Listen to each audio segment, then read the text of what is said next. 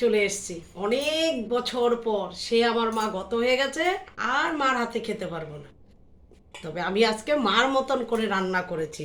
এই যে ছোলার ডালের বড়া দিয়ে কুমড়ের ডুকা। আজকে অনেক বছর পরে আজকে এই রান্না করছি মার মতো।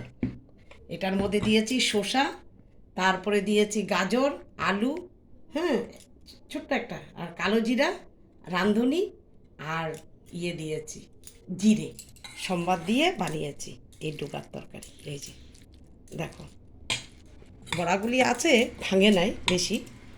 আর তার সাথে বানিয়েছি টমেটোর ডাল। এই যে টমেটোর ডাল আর আলু সিদ্ধ মাখা, গরম তেলের সাথে ধনিয়া পাতা দিয়ে আর শুকনা লঙ্কা ভেজে এত সুন্দর করে রান্না করেছি, মানে গরম জমে যাবে খাবারটা। আর তার সাথে রেখেছি গাজর, এই যে স্যালাড, গাজরের স্যালাড।